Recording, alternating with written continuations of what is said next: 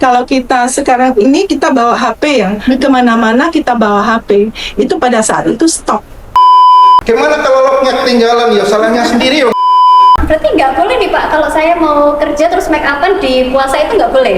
Nggak boleh. Puasa.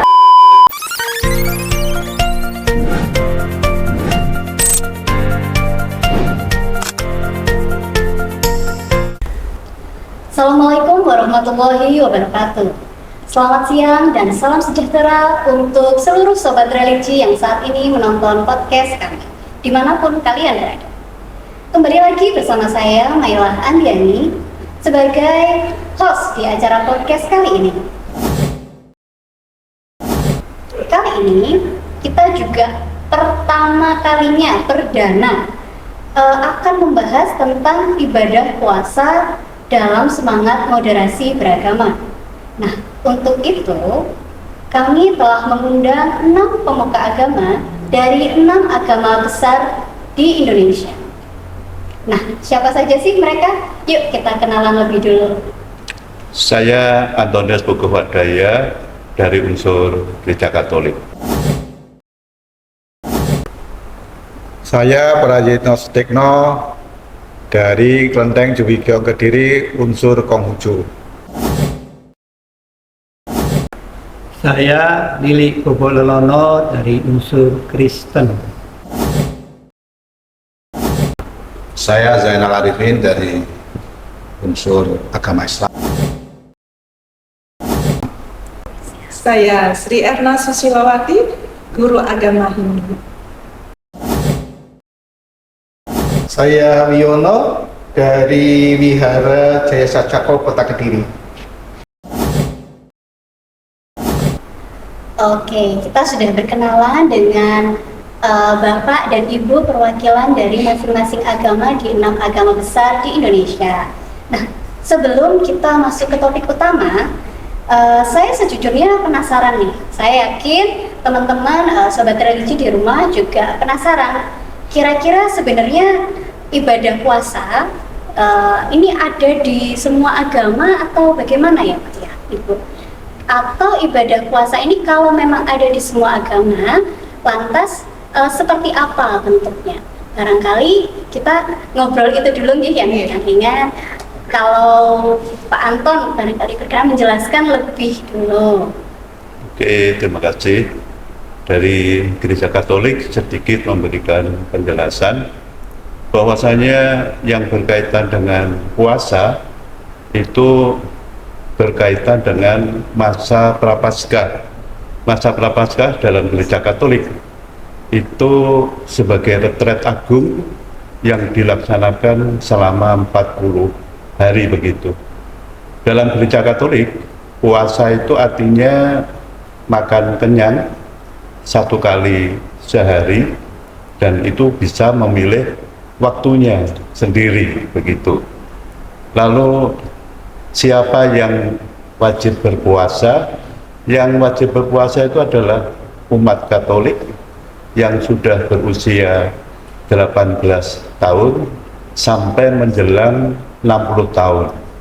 Lalu hari-hari yang wajib berpuasa itu hari Rabu Abu dan hari Jumat Agung.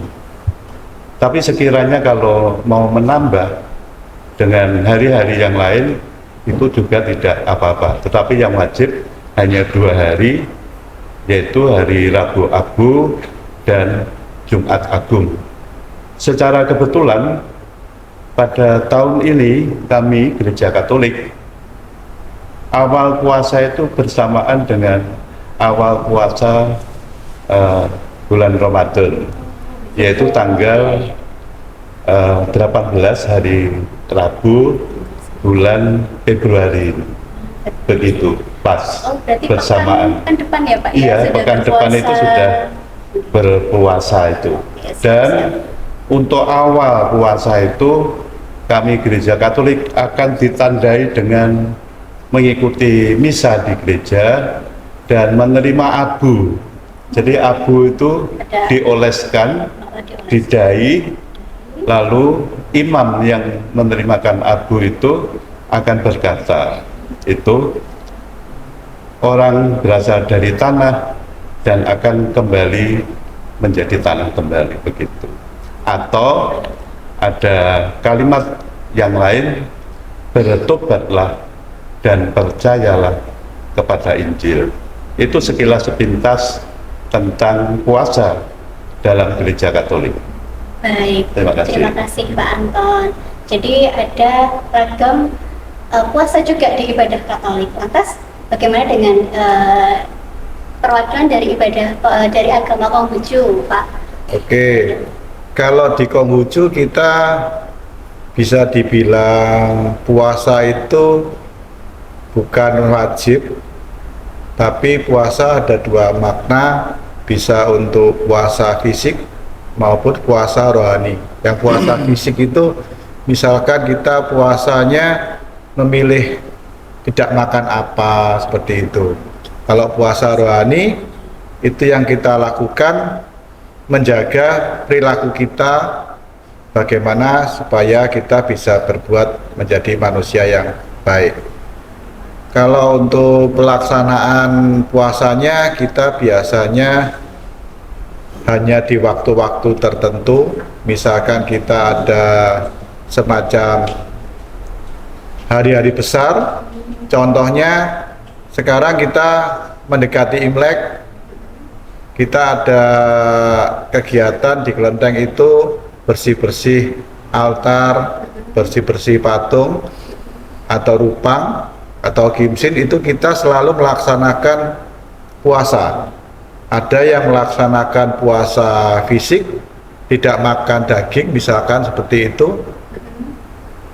Tapi ada juga yang puasa dalam arti melakukan kebajikan seperti itu. Jadi makan dagingnya tetap, tapi secara hati pikirannya yang dipuasakan.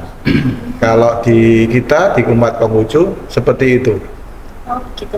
Jadi ada puasa fisik gitu ya Pak ya, Ya. dan puasa hati. Betul. Begitu. Baik. Kalau dari agama Kristen Pak Lili, saya Iya. penasaran nih gimana ibadah puasanya di agama Kristen. Iya.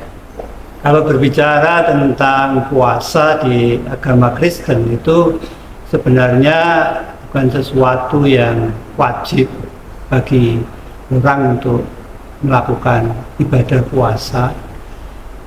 Sebenarnya kalau puasa itu bagaimana seseorang melatih dirinya, terutama dalam hal hawa nafsu, menahan hawa nafsu, menahan makan, menahan minum, ya. Tentunya semuanya berdasar kepada pengajaran daripada Injil, bahwa di dalam Injil itu ada bentuk bagaimana seseorang itu puasa. Jadi pertama yang diajarkan oleh Tuhan Yesus tentang puasa 40 hari, 40 malam itu.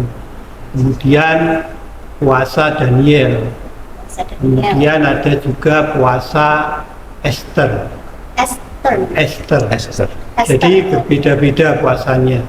Kalau Tuhan Yesus itu selama 40 hari memang tidak makan tetapi minum. Oh, tapi Ya. jadi Ada puasa dalam beberapa hari memang tidak makan tetapi kalau puasa Daniel itu menghindari hal-hal seperti tidak makan daging, tidak makan daging. di puasa seperti itu. Kemudian kalau puasanya Esther itu puasa yang dilakukan beberapa hari, biasanya 3 hari itu penuh, sama sekali tidak makan, tidak minum. Tidak makan dan tidak minum Iya. selama 3 hari. Ya, tetapi sebenarnya prinsip daripada puasa itu adalah hubungan kita sebagai umat dengan Tuhan. Biasanya kalau kita orang Kristen berpuasa itu karena ada sesuatu keinginan. Jadi kita punya keinginan untuk sesuatu yang benar-benar kita harapkan, maka kita puasa. Oh, begitu. Nah, di Baik. dalam puasa itu bukan hanya tidak makan, tidak minum, tetapi lebih mendekatkan diri kepada Tuhan di dalam berdoa, di dalam membaca Alkitab, dalam kerohaniannya berlaku hal-hal yang baik dan benar, Baik. sehingga apa yang diinginkannya itu dapat tercapai. Sekilas saya menangkapnya tadi berarti kalau di agama Kristen itu ada puasa 40 hari, Ada seperti itu. ada 40 hari 40 malam itu, terus ada puasa Easter, Ya. dan juga ada puasa Daniel ya Pak Ya. ya. Dan itu semua bermaksud untuk mencapai keinginan yang Ya. terdalam begitu ya. Intinya seperti itu. Tahan diri untuk mencapai keinginan yang Ya. baik.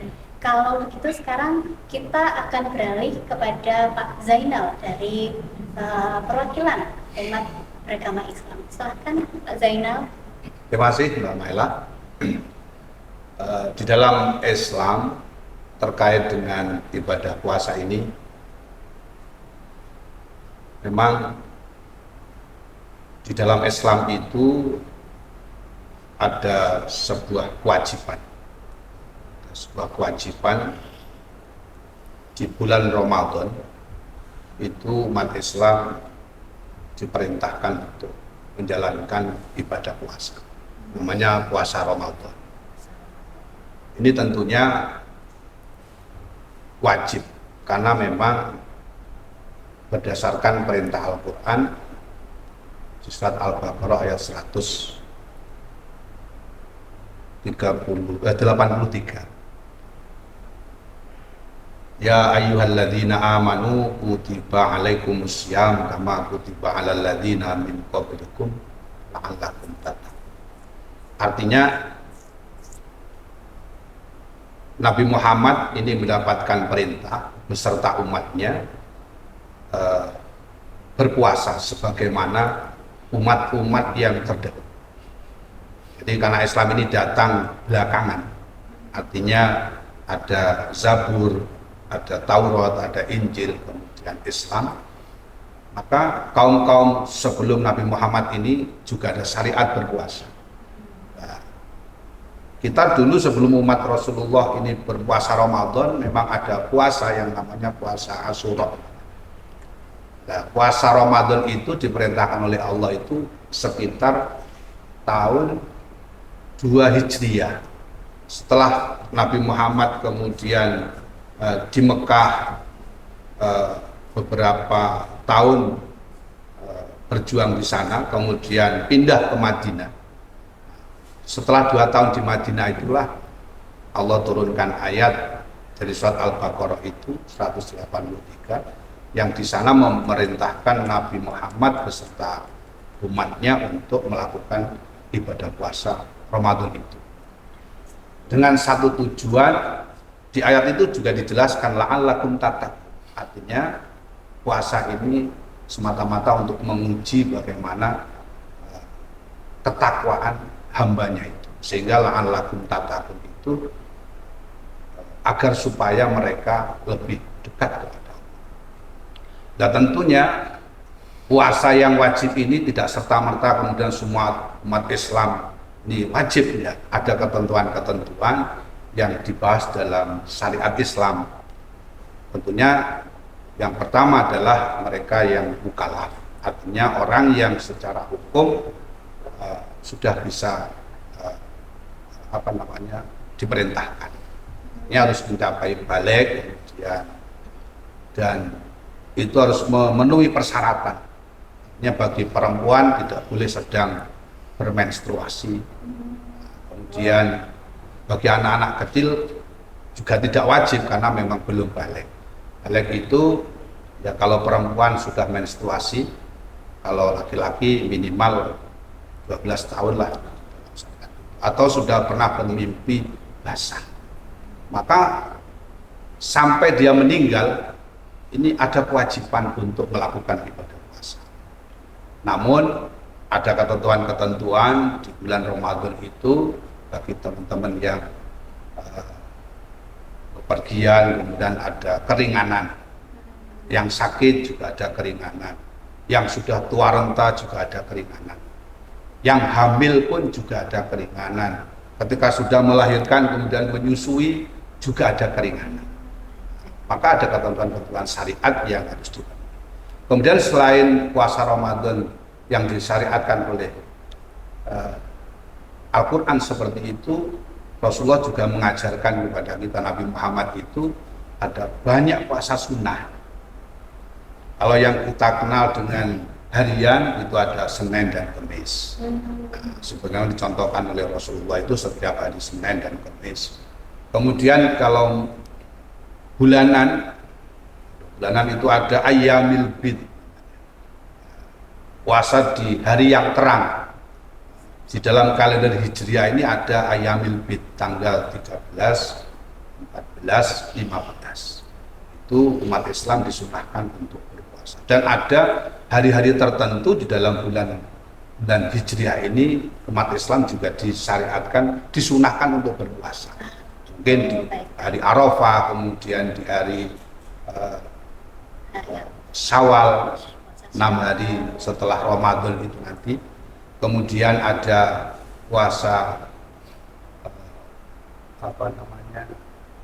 ada puasa berarti lumayan banyak ya iya. Pak ya sebenarnya kalau di agama Islam. Iya. Kalau saya menyimpulkan sekilas nih, ada yang wajib, ada yang dan, sunnah, dan ada yang sunnah yang iya. boleh dilakukan, boleh tidak, Iya. begitu gitu Pak Zaid. Yang wajib pun juga demikian, artinya ada beberapa ketentuan-ketentuan yang bisa ditinggalkan asalkan sesuai dengan syariat yang ada. Berarti ada terms and condition-nya. Ya, teman-teman. betul. Itu sekilas terkait dengan puasa yang di dalam Islam seperti itu. Artinya kita tidak sepi dengan ibadah puasa. Oke, siap, Kalau siap. sepanjang tahun kita berpuasa, yang menjadi catatan kita adalah puasa di dalam Islam ini hanya setengah hari. Artinya mulai fajar sodik itu muncul sampai tenggelamnya matahari. Sampai tenggelamnya matahari. Setelah itu kita lepas dengan puasa. Nah, di dalam puasa ini umat Islam tidak boleh melakukan hal-hal yang membatalkan puasa. Artinya bahkan hubungan suami istri juga tidak boleh. Apalagi makan dan minum. Nah, itu tidak boleh. Tapi selepas puasa boleh kita di malam hari melakukan mungkin hubungan suami istri juga boleh. Pak Zaid, sebelum kita berlanjut ke detail-detail tentang Iya. puasa, saya juga penasaran nih Pak sebenarnya tentang ibadah puasa dari agama Hindu dan Buddha Pak Wi. Masih. Dan Bu Erna, gimana kalau kami juga dikasih tahu nih Bu dari Pak Anton dan juga Pak Prayit, Pak Lili, bagaimana sih kira-kira ibadah puasa itu sendiri di agama Hindu, Bu Erna? Iya, Mbak Maira, terima kasih atas kesempatannya. Inti dari puasa di agama Hindu itu adalah pengendalian diri atau brata. Brata. Nggih. Ada bermacam-macam brata atau pengendalian diri di agama Hindu. Salah satunya adalah Ekadasi. Ekadasi itu adalah 11 hari setelah hari purnama, bulan purnama. 11 hari sejak bulan purnama. Dan pada hari purnama tilem, yaitu bulan mati. Oh, waktu bulan mati juga ada Itu puasanya. namanya Ekadasi. Puasa Ekadasi. Ada puasa lagi, Ekadasi. iya.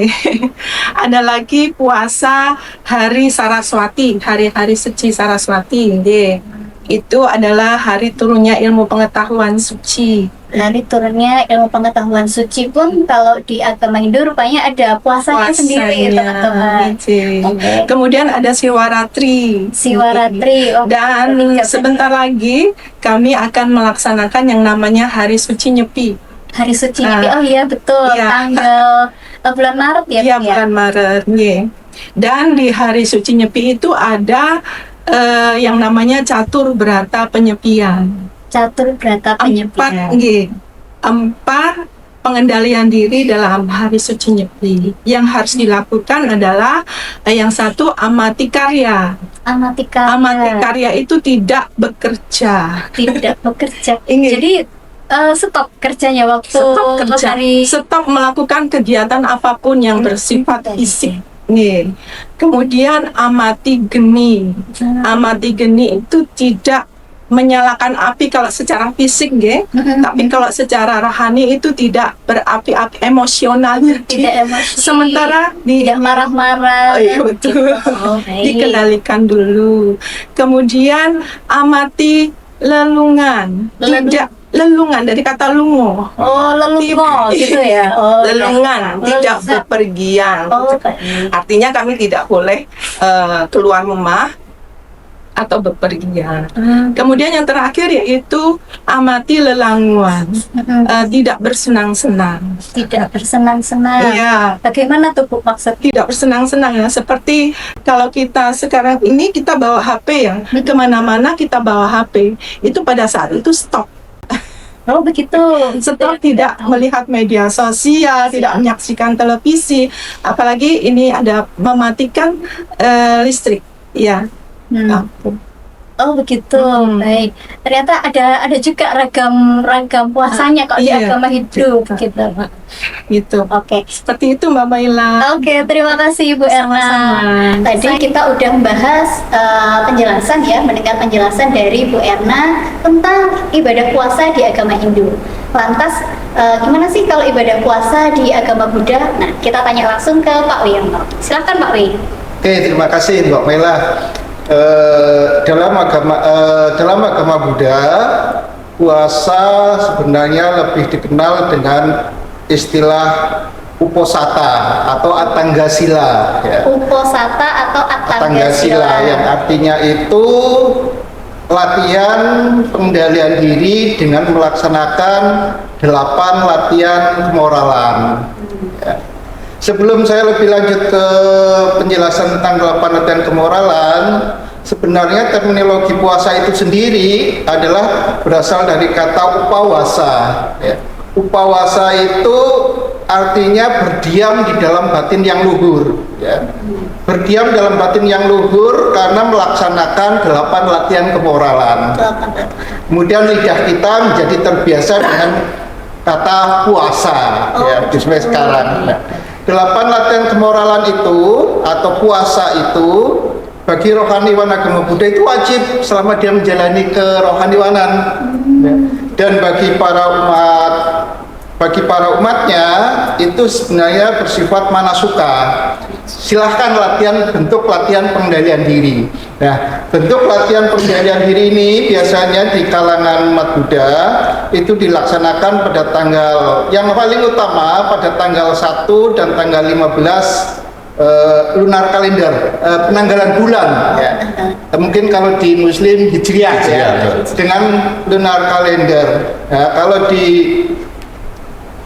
selain tanggal 1 dan tanggal 15 itu juga tanggal pertengahan, itu tanggal 8, tanggal 23 itu adalah bentuk latihan pengendalian diri dengan menjalankan 8 latihan kemoralan atau atanggasila tadi. Nah, makan hanya 1 kali dari atanggasila itu, yang paling inti makannya 1 kali sebelum tengah hari. Ya, jadi sebelum jam 12 siang kita sudah makan dengan istilahnya makan 1 kali duduk. Ya, jadi kalau sudah bangun dari tempat duduk, dari tempat makan, berarti makan sudah selesai. Teman-teman kalau yang agama Buddha nih, yang lagi nonton ya, ini perlu dicatat banget. Makannya 1 kali duduk. Jadi kalau mau makan, lauknya disiapkan dulu biar nggak ketinggalan ya Pak Wi. Ya, betul. Sehingga kalau memang gimana kalau lauknya ketinggalan, ya salahnya sendiri untuk latihan pengendalian diri, ya terima saja toh. Justru latihan pengendalian dirinya Ya, itu kan di situ. latihan pengendalian diri. Mau dimarahin siapa yang dimarahin juga, itu latihan kita pengendalian diri. Gitu. Siap. Ya, Oke. sehingga makan 1 kali sampai besok hari lagi, sampai waktu makan besoknya ya, sebelum tengah hari. Jadi di dalam 24 jam hanya makan 1 kali. 1 kali dalam 24 jam dan sebelum tengah hari. Sebelum tengah hari. Siap. Di samping itu ada bentuk-bentuk latihan kemoralan yang lain ya, seperti yang jelas ya, pasti ya, karena itu pengendalian diri ya, latih tidak membunuh, tidak mencuri, tidak asusila, tidak berbohong, tidak mabuk-mabukan. Kemudian yang mungkin agak berat dilaksanakan adalah tidak menghias diri, Oh, iya. kemudian tidak bermain musik, Tidak bermain musik, tidak menyanyi, kemudian menggunakan perhiasan, ya. Karena itu bentuknya adalah latihan pengendalian diri. Ya. Kita menerima keadaan dirinya kita. Gitu. Pegang HP boleh ya. Tidak boleh. Otomatis tidak apa tidak boleh. Kalau tadi di saudara kita di Hindu ada istilah apa mati geni, ya. Mati lelungan, itu kan semuanya bentuk latihan pengendalian diri. Kalau Mak, berarti nggak boleh nih Pak, kalau saya mau kerja terus make upan di puasa itu nggak boleh? Tidak boleh. Asta, Udah bentuk latihan pengendalian diri, tidak usah Sampai neko apa adanya. lagi gitu. Khusus, Saya kira begitu. khusus saat itu ya Pak ya? Ya, untuk saat menjalankan ibadah puasa atau saat melatih 8 pengendalian diri itu. Oke, siap. Nah, berikutnya kita sebenarnya masih ingin tanya-tanya lagi tentang pengalaman dan dinamika puasa di masing-masing umat beragama. Tapi kita akan ketemu lagi di kesempatan berikutnya saja supaya temu kangennya lebih lama. Terima kasih untuk waktunya. Kami ucapkan terima kasih juga untuk teman-teman dan sobat religi yang telah menonton. Di sini saya Maila Andiani sebagai host podcast kali ini undur diri dan kita akan bertemu lagi pada sesi berikutnya. Wassalamualaikum warahmatullahi wabarakatuh. Selamat siang dan salam sejahtera. semuanya.